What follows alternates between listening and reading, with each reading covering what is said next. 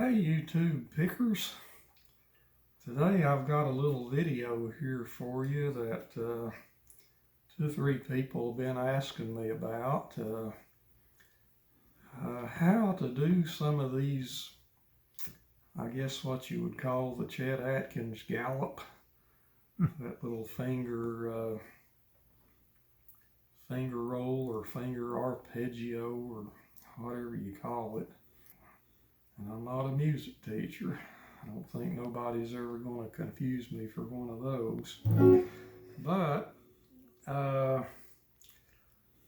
I'll show you, or try to show you, how I do it and what I hear, you know, and maybe that'll help some of you out a little bit if you're trying to figure out the mystery of all that.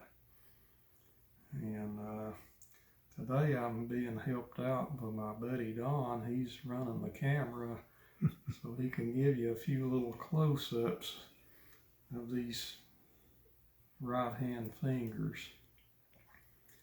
To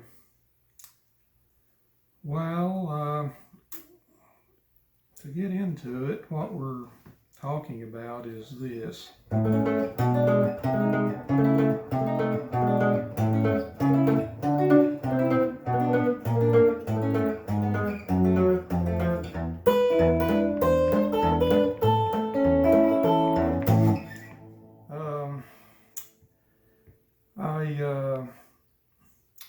What I try to do, and if you'll go back and look at a lot of these old Chet Atkins videos, it's out on YouTube now, some from the 1950s, some of those early things from the Gallop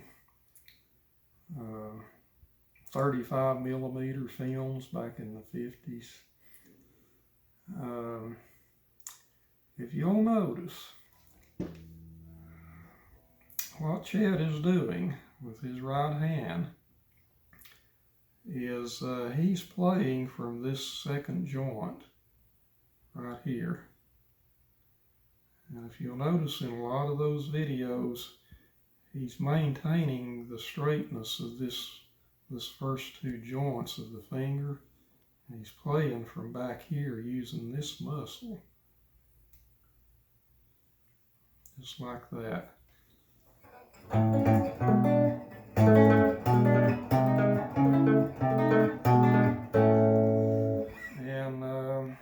what I do is I try not to stiffen this to the point of, you know, inflexibility. I try to just leave this part of the fingers, these first 2 joints, relaxed.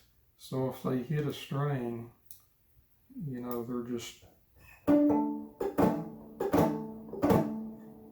just being raked over the string, and the power's coming from back here, this muscle here, and you're moving this joint is where all the power is. So as opposed to what's known as hooking, is where people try to bend this first joint there, you know, and actually pull the string with this first joint, hooking or bending this first joint. Now that's a different sound. That's okay if that's the sound you want. But you run into problems on some of these fast rolls and finger movements when you're hooking that first joint.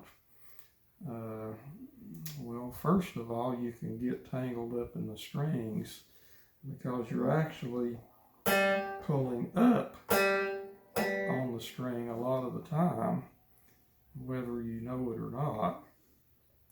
Now that can lead to some rattles, you know, on the fret when you're pulling up, as opposed to raking across, straight across.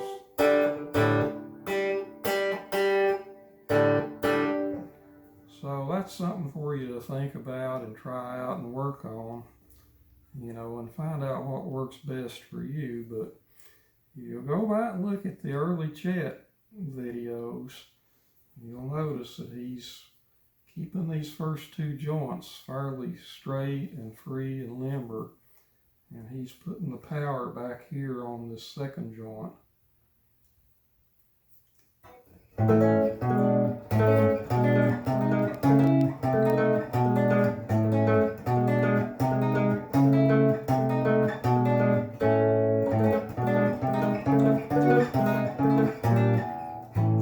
And as you practice that, you can get a lot of speed that way.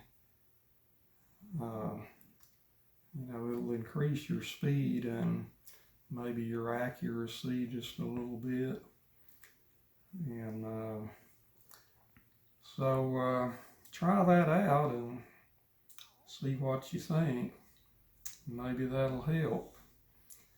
Now, as far as that lick, I had a question from Goldenrod.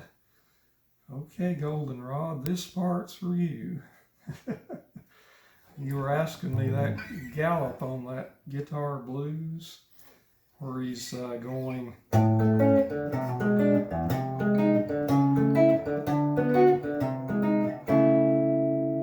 part in A.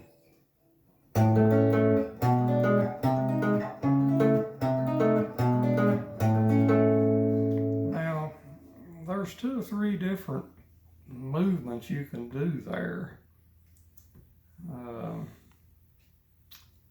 I don't know if any of them's right or wrong. It just depends on which one you want to use and what sound you want, you know. Well, one would be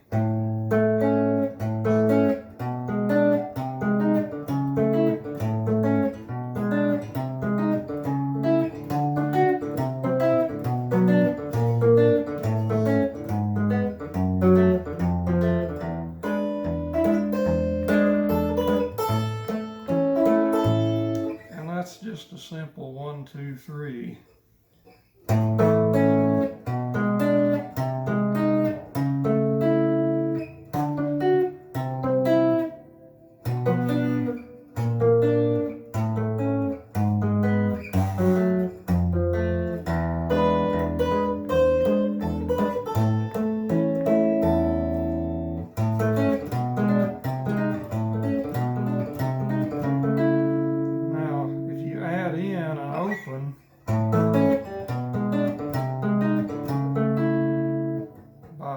Picking this hand up.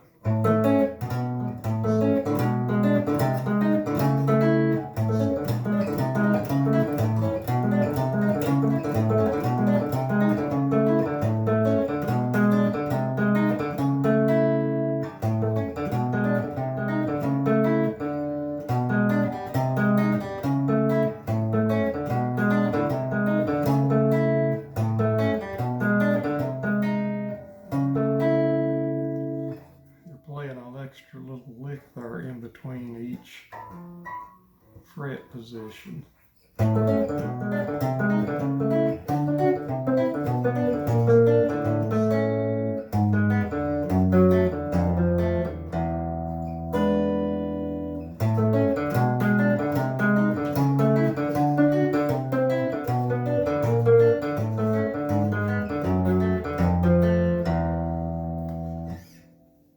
Let's see, and the next possibility or the next combination would be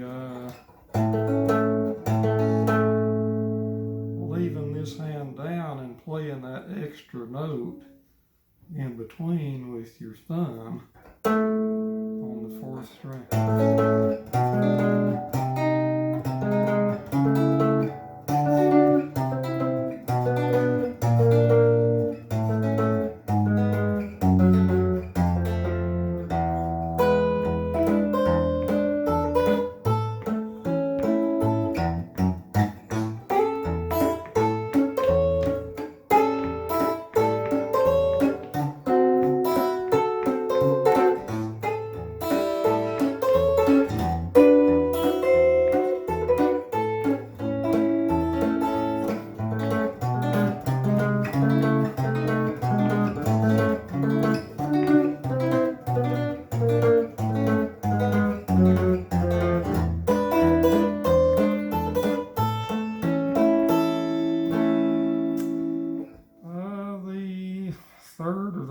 fourth combination would be doing a reverse instead of doing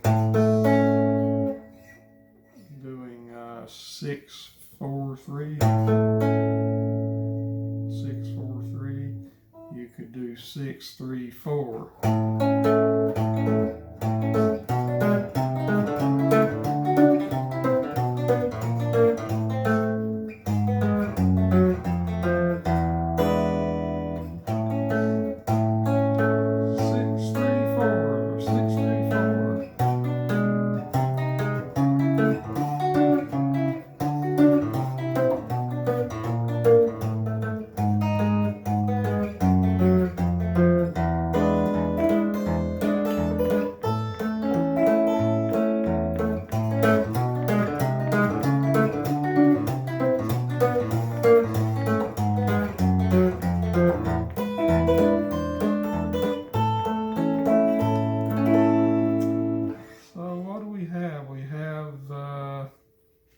Well, the first one was 6, 4, 3.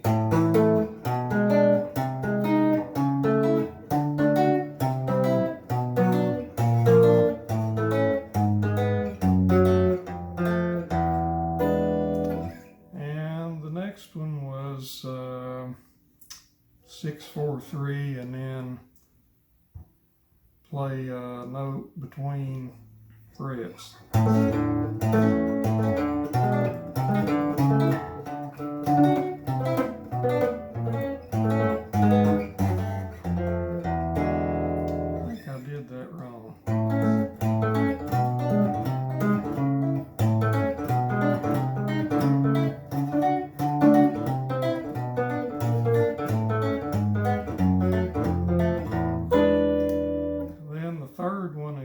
To play that extra note between frets with the thumb on the fourth string, would be 6, 4, 3, and then 4 with the thumb.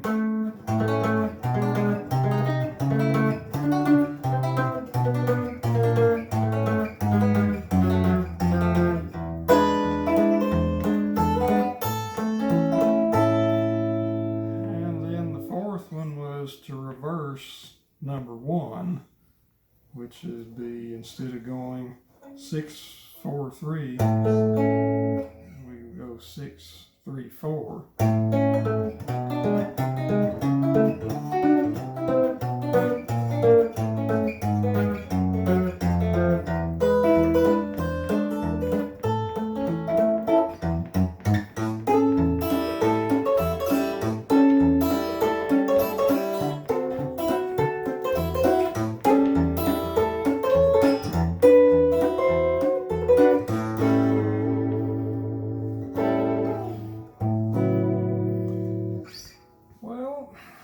I hope those little suggestions helped you out there a little bit on some of that mystery of that gallop and some of the right hand fingering techniques.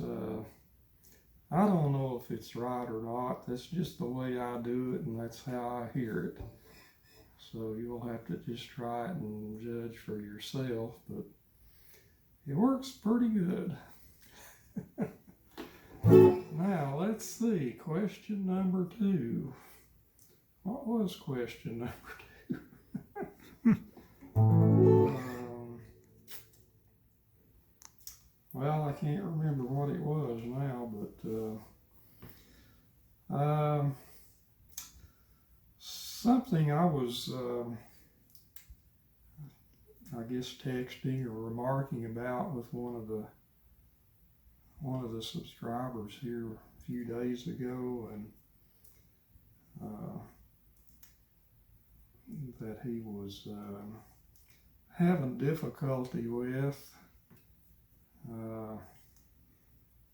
I don't know, maybe somebody else may be having the same problem, but it's about the thumb lick, you know, the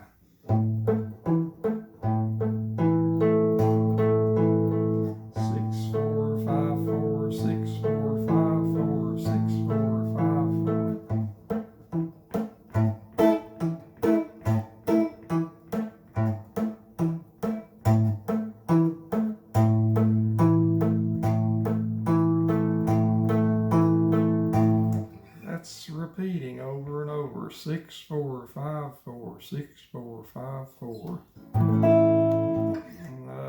That, and then if you mute, usually with the heel part of your palm, right there, lay it on the bridge.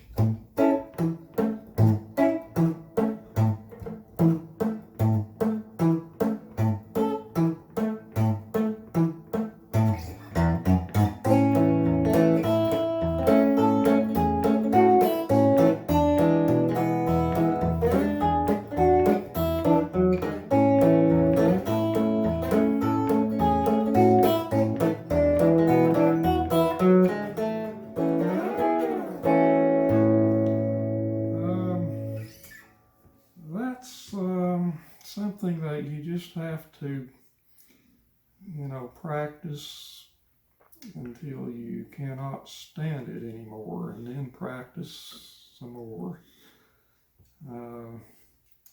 I learned that lick, that movement, from a high school friend, Kenny Clausen, about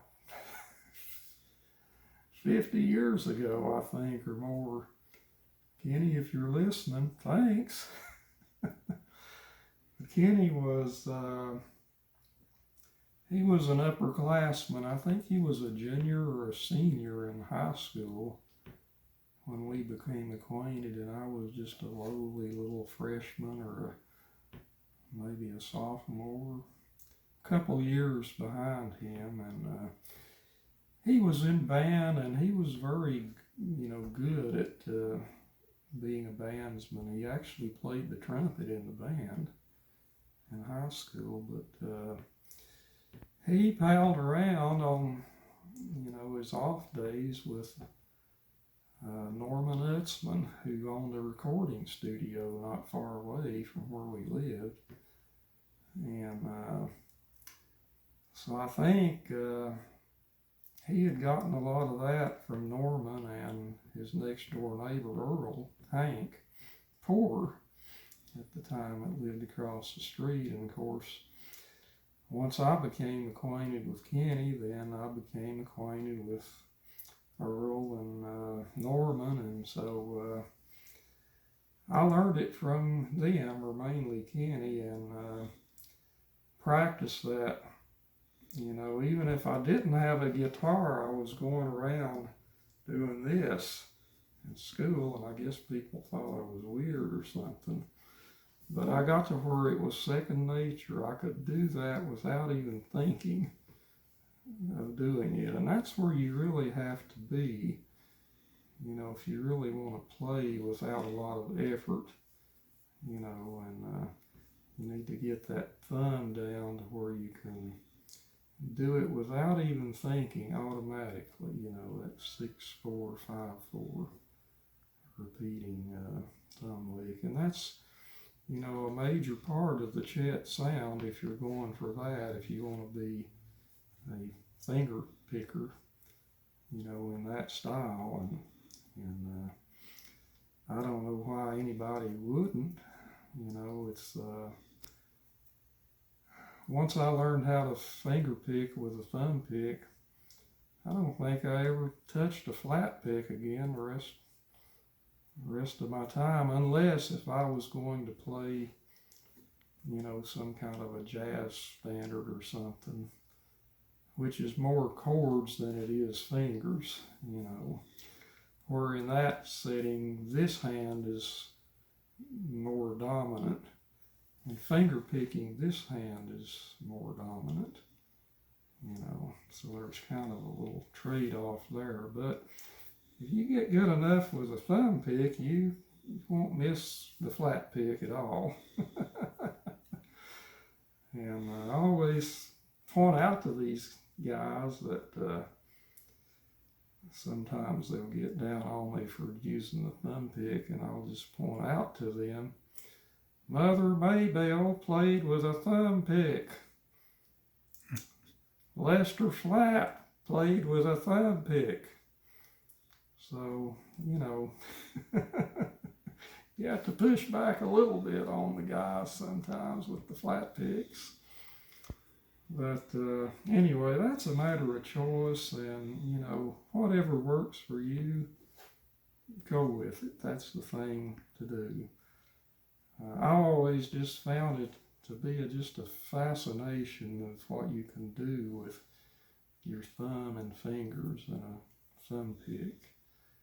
It seems like it just opens up a whole world of ideas and things to do.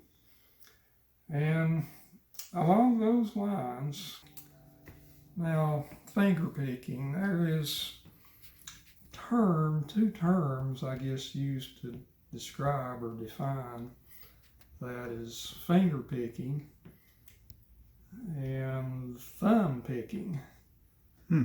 Now, finger picking, as I understand it to be, is more associated with Chet Atkins or Chet Atkins style finger picking. Thumb picking is more toward the, I guess, the Merle Travis style. When somebody says thumb picking, I think of Merle Travis and the Travis style. Yeah. When somebody says finger picking, I think more of Chet, right, the Chet style. Now, I don't know if anybody else sees it that way or not, but that's just kind of what my brain thinks of when I hear those words. Now, to, I guess, draw a distinction there, you know, the finger picking, as we went through, is the 6-4-5-4.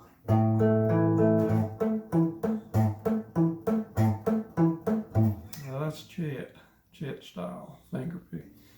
Travis is 2 and 2, or more specifically, it would be 6-5 and 5-4.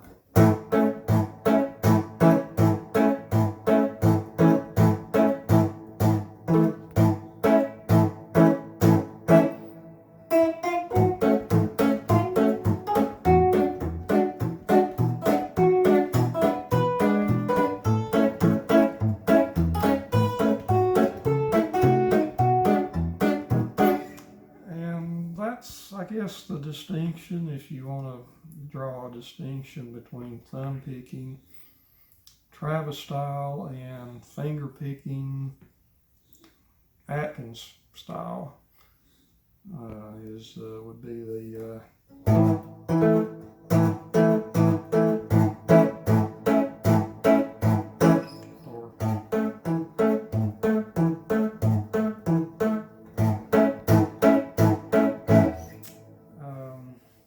as I understand it.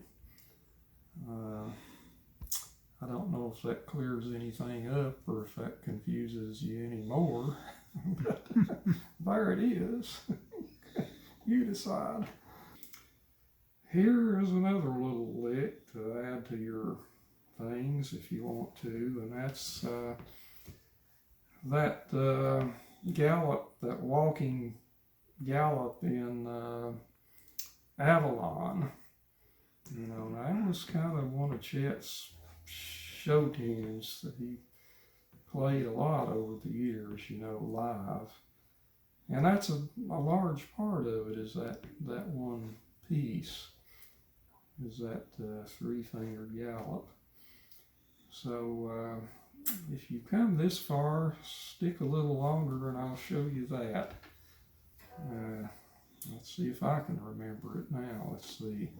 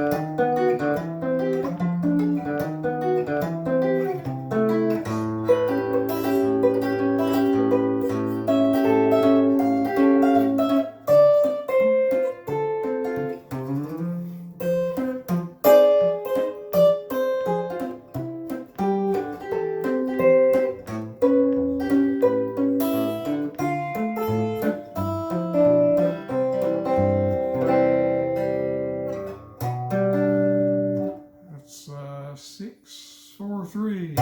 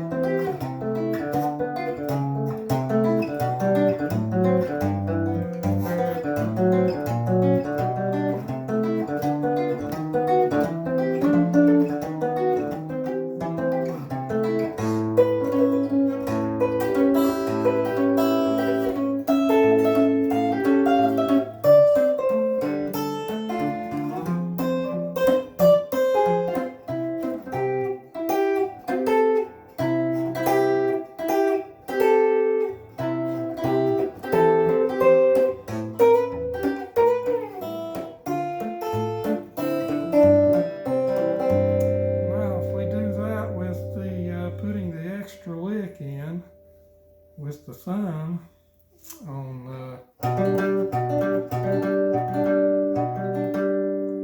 4th string, like we did earlier.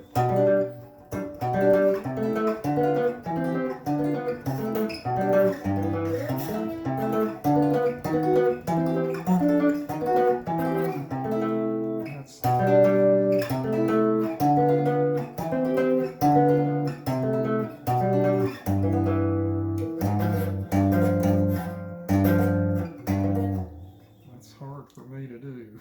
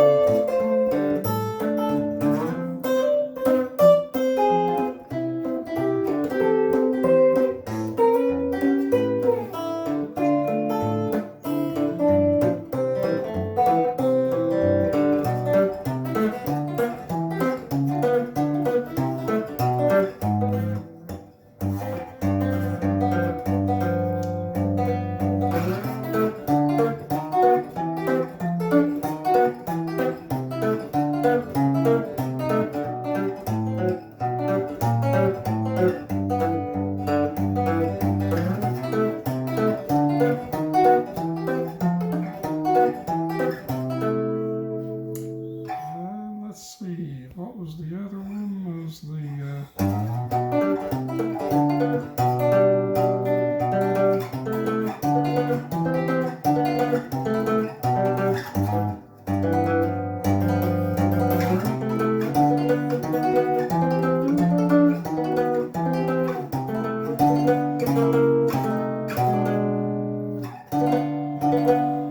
if you notice there, we're putting we are playing a couple of, well, I guess 1/8 notes instead of the 1/4 note there.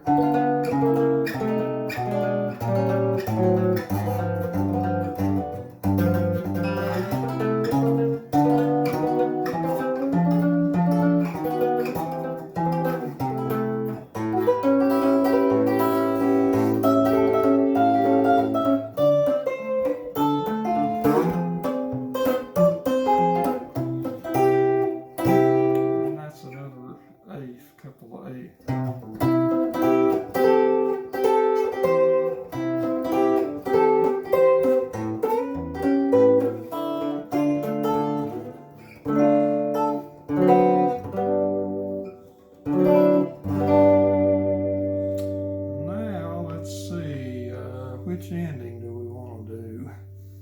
Well, we could do the little gallop and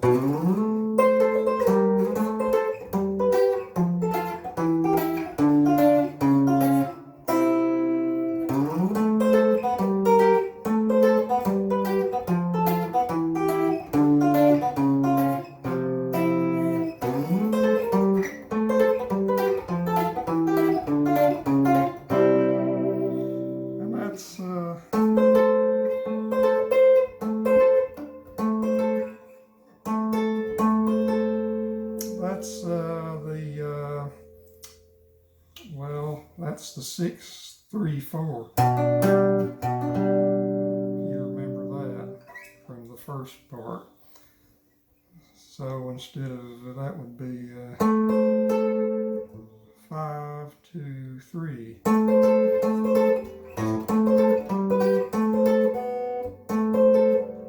And you release and pick.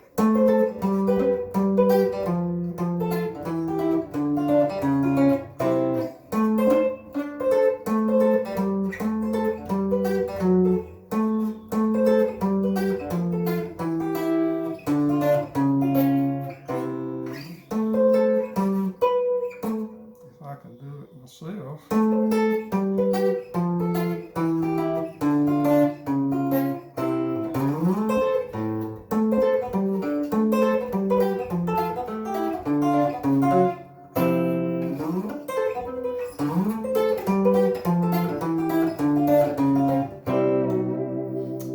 Or you could double up on the last three and put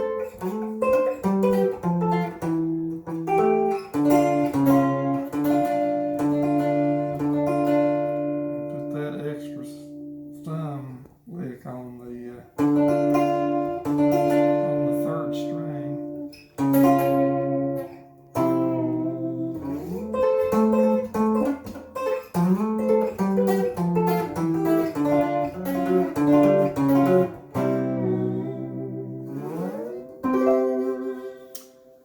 Well, let's see, if you didn't like to use that ending, we could use, let's see, what could we use?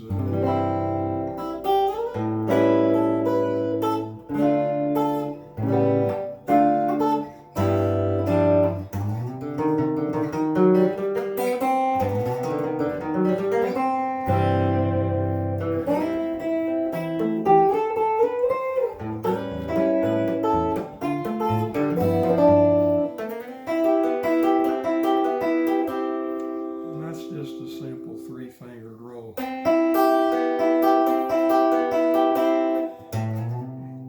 Now we do a reverse, 6-4-5.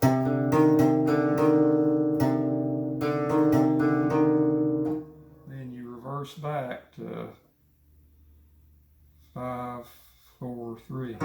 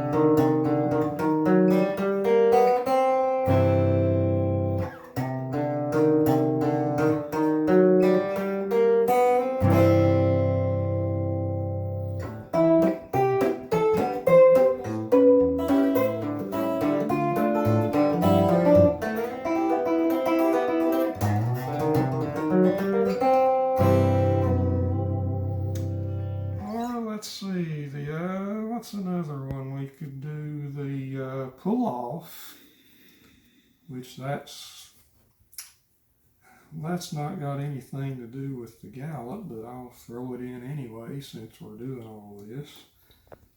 Let's see, how does that go?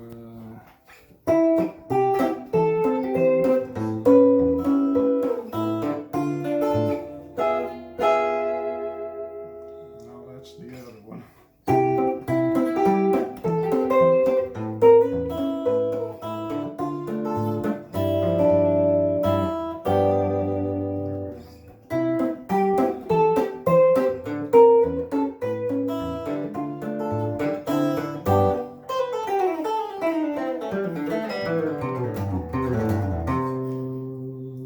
And that is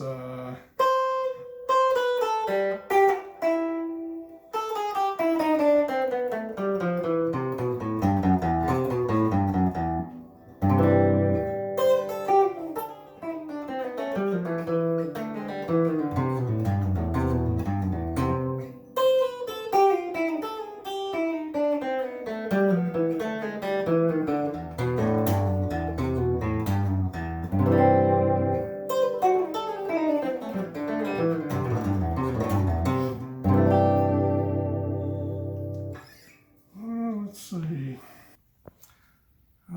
About picks and fingers, fingernails, I should say. I try to keep about 1/8 of an inch of nail on these two fingers especially. Now, I'm basically a 2-finger picker. I don't use my third finger much at all, if any. Once in a while I might. So I'm basically a 2-finger picker.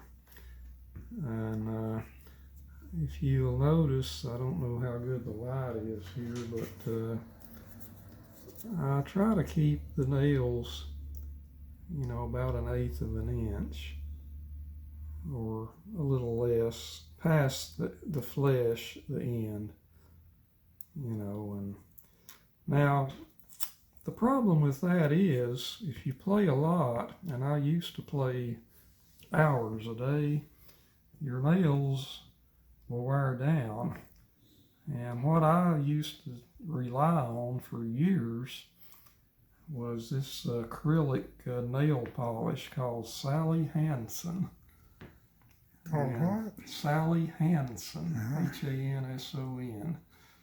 And I would build up 2 or 3 layers of that clear acrylic on my nails and under the nails, and to the point of where they were just like concrete. So then it was wearing down the Sally Hansen acrylic, and it wasn't wearing down my nails. So every night I would put another coat on and let it dry overnight, and then the next day I'm ready to play again. And I did that for several years. Now, Chet, back in the 50s, when he had that problem early on in the early days, he would take a razor blade and cut ping pong balls, slice ping pong balls up with a razor blade and glue those little slices of ping pong balls up underneath his fingernails. I guess with glue or epoxy, whatever he had back then. So he was a real do-it-yourselfer. He would cut up ping pong balls. A ping pong ball is made out of some kind of hard something, plastic, I guess, or nylon, or whatever it is. Yeah.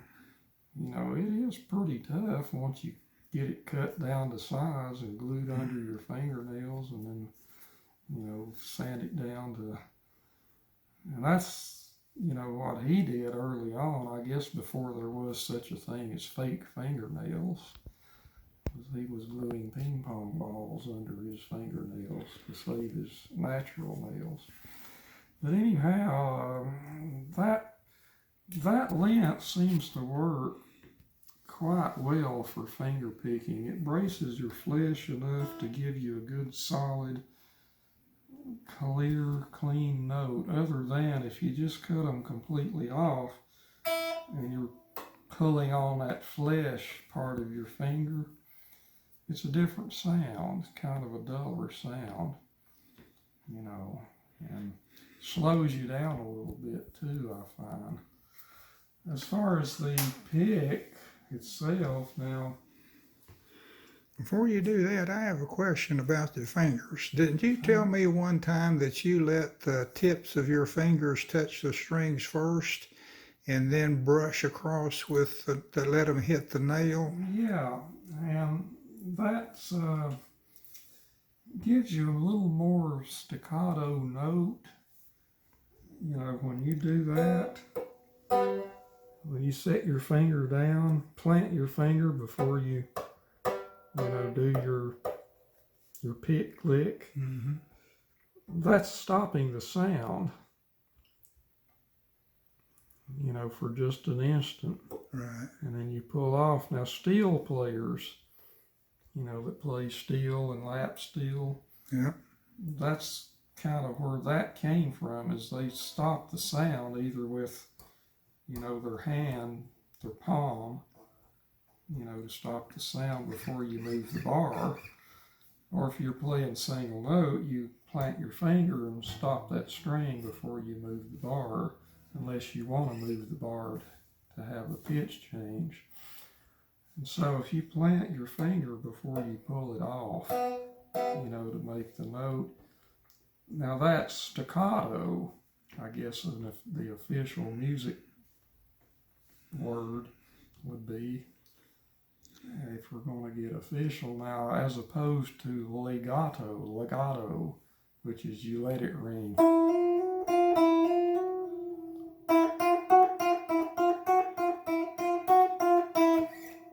See, so there's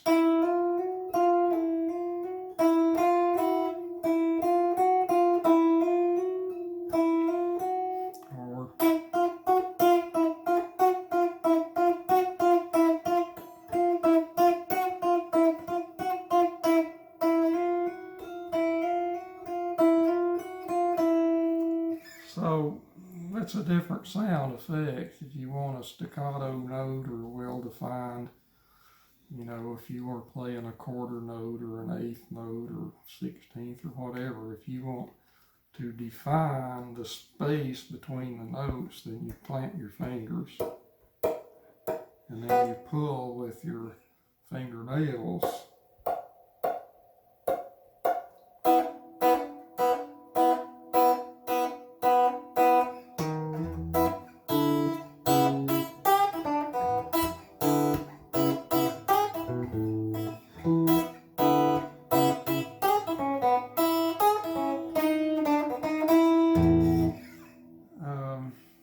So that's what that is just a way to define notes, to give clarity where you want clarity. And then if you want a slur or legato, run them all together, then you wouldn't do that. You would just be more or less strumming.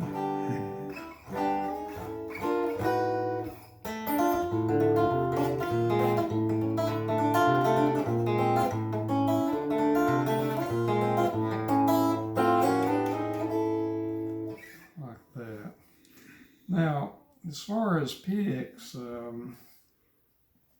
I've gotten spoiled in recent years with these, what do you call these? I don't remember the name of them now.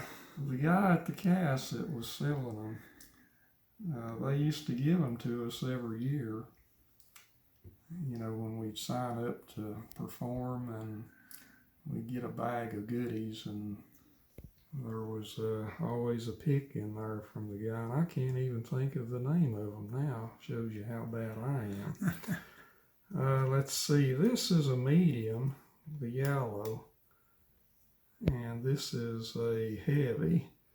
So I usually go heavy on the archtop acoustic, and then stick with the medium for the electrics. Their Delran, I think, is the material, and it's very slick. Fred Kelly, that's the guy's name. Fred Kelly Slick Picks. Delran, I believe, is what they are, and these are very low maintenance picks. Being a finger picker and a finger picking family, they know how to make picks for finger pickers that you don't have to mess with. And the material is such, as it wears, it doesn't pick up particles from the strings, metal particles. Now, before that, for several years, I used the Dunlop S, the white Dunlop S pick. A small one, right? Yeah, that really, you put it on and it's tight. It don't go anywhere when you put it on your thumb, or at least not on mine. And I would go through, I would buy these by 50, a bag of 50 at a time. And I would go through them because they're all not the same, and the difference would be in the length, you know, of the I guess the plectrum, the part that sticks out, Right. that actually picks the string. This would be longer or shorter, and I would go through a bag of like 50, and I would sort out all the short ones, and those are the ones I would use first. And if you notice, that's about 3/16 of an inch sticking out there, and that's my favorite length. And you know, you have to just try this on for size yourself and find out what works best for you. So that's what worked best for me, was about 3/16 of an inch, and using the S pick, which was very tight. It didn't move a bit, no matter how hard I played. And of course your thumb went numb, but your pick didn't slip around.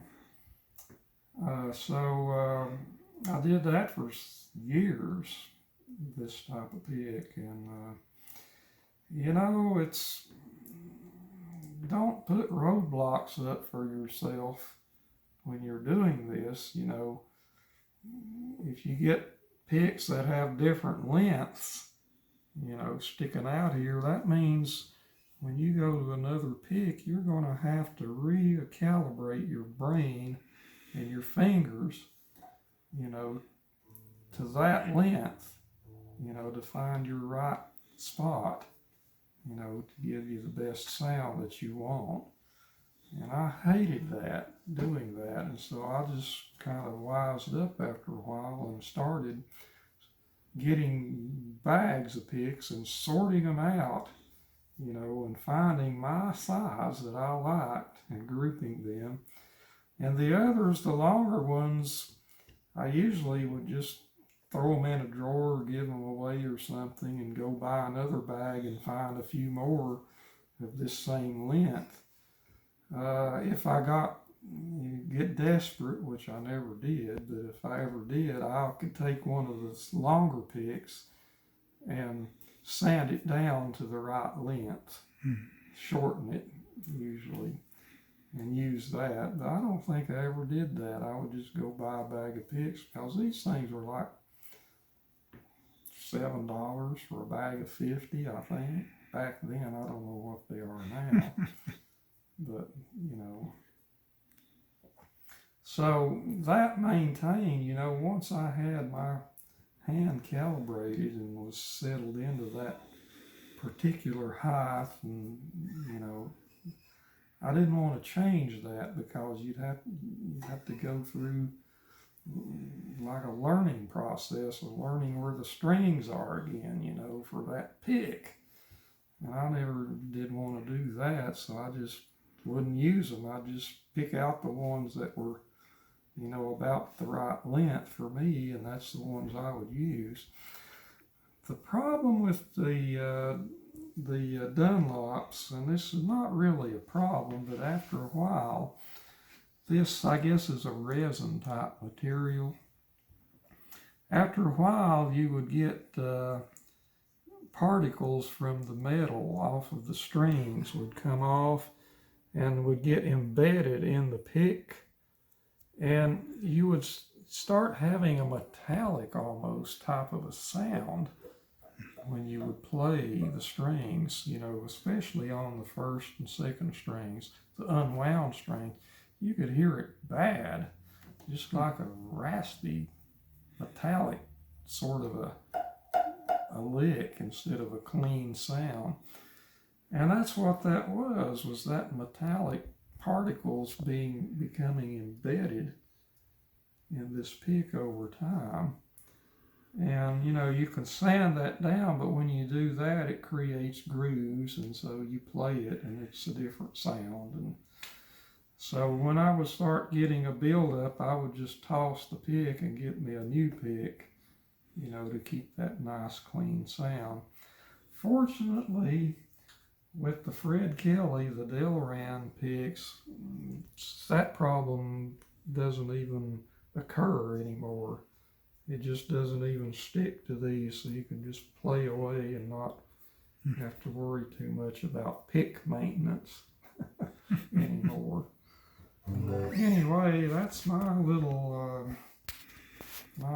recipe for picks and what works for me, and that's maybe you can draw some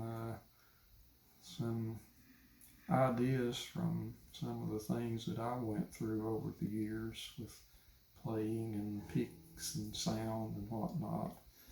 And of course, if you're having that same trouble and are not really sure what it is, well, there you go. Problem solved. One of the subscribers had asked me about a while back, I put out a little lick trying to be a show-off one day of an old song called "eh-o-aleena," which is Cherokee Boogie, if you go back that far. And so one of the members here on the channel asked me if I would do it, explain it a little bit. So I'll try to do that and just show you what I do. Now, I'm not an expert or a teacher or anything. This is just how I play it. I play it how I hear it. And, that's probably the way you ought to play, is play things the way you hear it, not the way I hear it. But I can certainly show you what I'm up to, and that'll get you started. And then you can decide to add to it or change it or whatever, as you grow and become more versatile, I guess. Now let's see, the old song, "eh-o-aleena." That's an old Moon Mullican song from the early 1950s. Or the late 40s, I'm not sure. It's around 1950.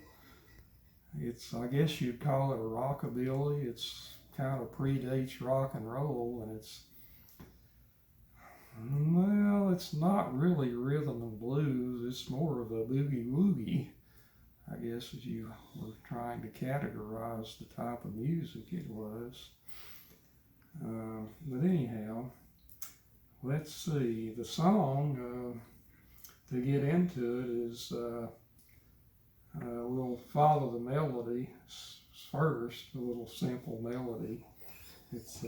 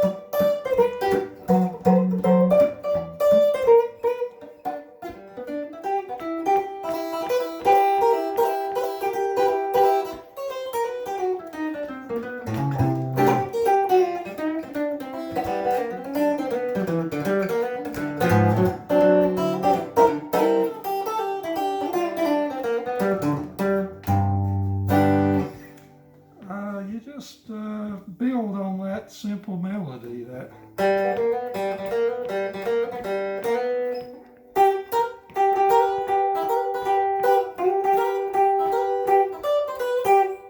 Or you can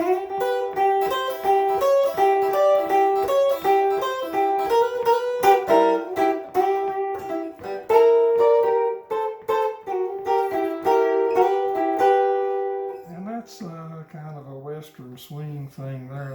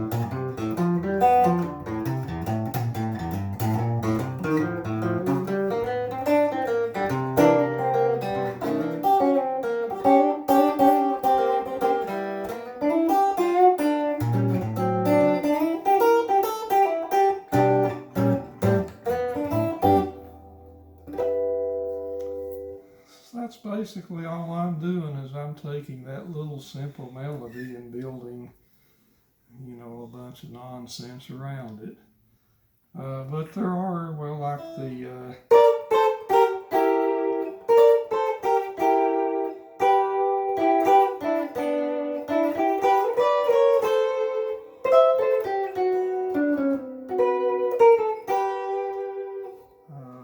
that, and then this little lick here is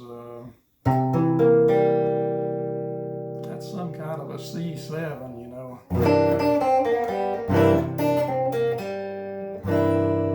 Instead of doing that, you can slide up here.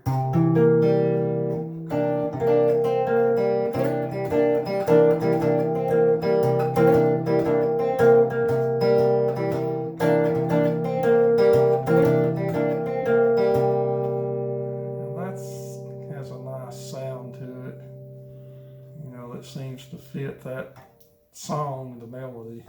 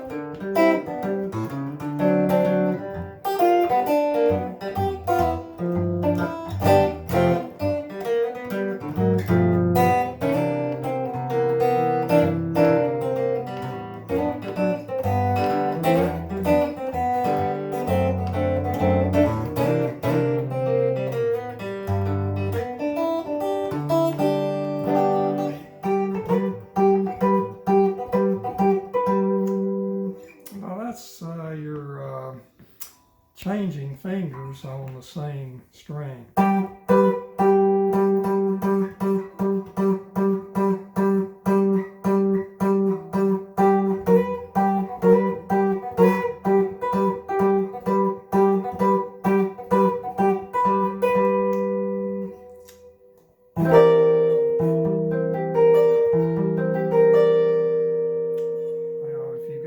Strings, this is going to be painful.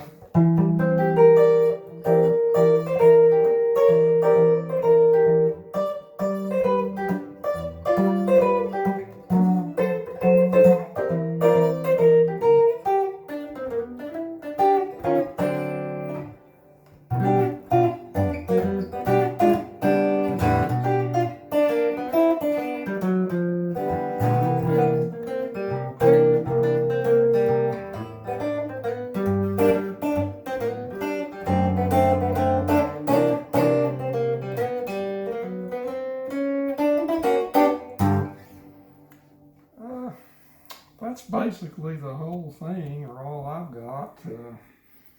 It's just basically, like I said, you take that little simple melody line and then you build stuff around it and put a little rhythm with it, and there you go. Now, out of this little collection of chords here, if you wanted to go, you know, like especially this chord shape here. I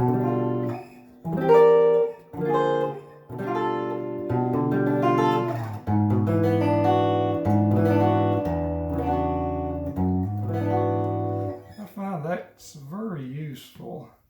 That's some kind of a seventh chord, I guess. Then the old song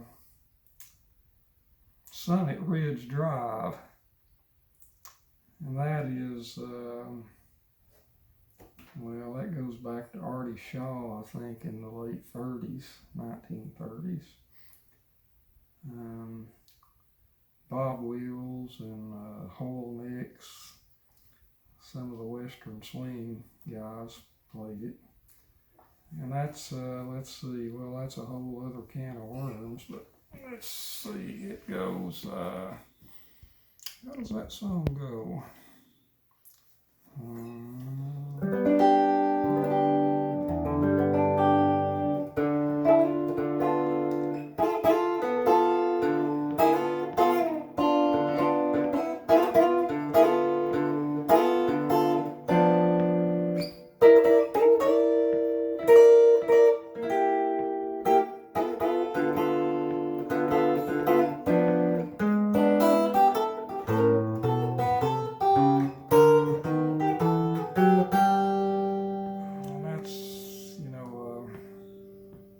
Walk up bass, walking bass. It's E. I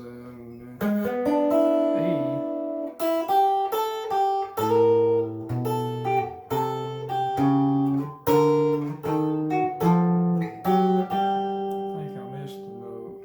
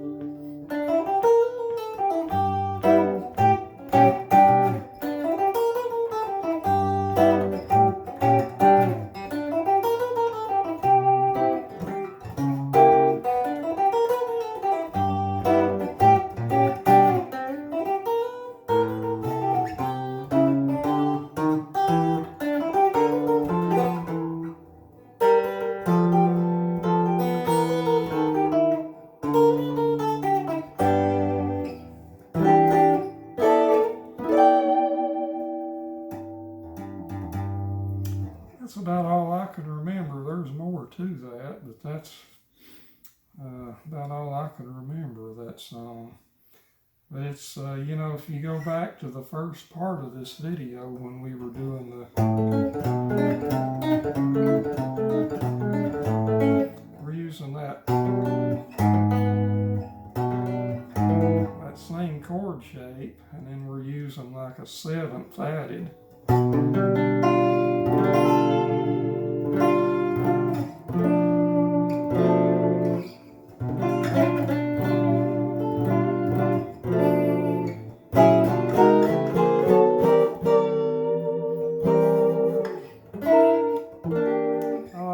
It sort of gives you kind of a lap steel sort of a sound.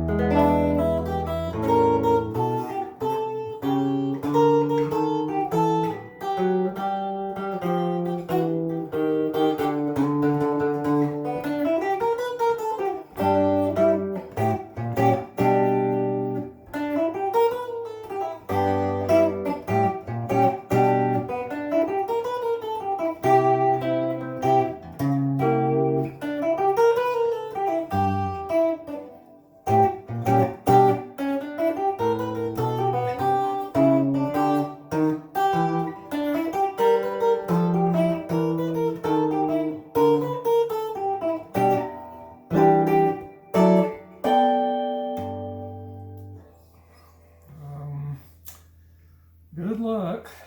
That's all I know to tell you. And I hope some of these little licks maybe has helped explain or enlighten you a little bit on how to do some, or make it a little easier for you to figure them out and learn them on your own. Yep. I think I have exhausted my memory for today.